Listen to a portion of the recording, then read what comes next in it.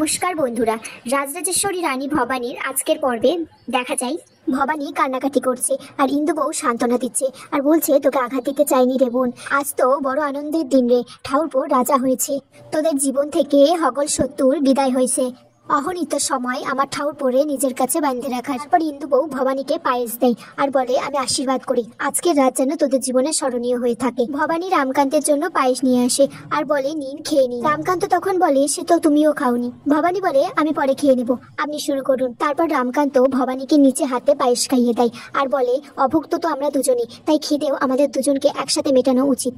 তারপর সত্য সেখানে চলে আসে আর বলে, বাহ, দেখে তো আমার মন প্রাণ জুড়িয়ে গেল একদম কান্ত দাদা। সত্য বলে, তুমি তো আমার কান্ত দাদা, তুমি আমার রাজা, বাঁচতে বললে বাঁচবো আর মরতে বললে বীরের মতো মরে যাবো। তারপর ভবানী মেঝেতে ঘুমাতে গেলে রামকান্ত তাকে কোলে তুলে খাটে শুইয়ে দেয় আর মাঝখানে একটা পাশ বালিশ রেখে দেয়, বলে, এবার তো দূরত্ব রইলো, অসুবিধা নেই, ঘুমিয়ে পড়ো। ভবানী তখন শুয়ে শুয়ে ভাবছে, পুটি দিদিরা কি এতক্ষণে চলে গেল? মহারাজ কি তার কথাই ভাববেন এখন, নাকি আমি একটু হলেও জায়গা করে নিতে পেরেছি তার মনে?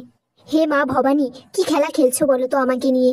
দিকে দেবীপ্রসাদের মা কান্নাকাটি করছে আর বলছে, আমাকে এই দিন দেখতে হলো, কত তাবিজ করলাম পেশাদের জন্য। ঈশ্বরী তখন বলছে, ভেঙে গেল তো সব তাসের ঘর, হয়ে গেল তো সব তছনছ হয়ে, কে পেশা তাদের এত বড় বিপদ হলো, কি ভাগ্যে তোমাদের জামাই বিপদে পড়তে পড়তে পড়লো নেই। প্রসাদের মা বলছে, আমার পেশাদ রাজ সিংহাসনে বসার চৌকি, আর তাকে কিনা মহল থেকে তাড়িয়ে দেওয়া হলো। ঈশ্বরী তখন বলছে, আমিও দেখে নেব ওই মেয়ে কি করে রাজ সুখ পাই।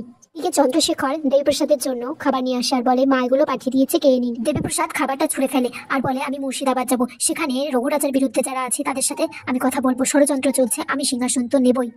আর এখানেই আজকের পর্ব শেষ হয়ে যায় বন্ধুরা।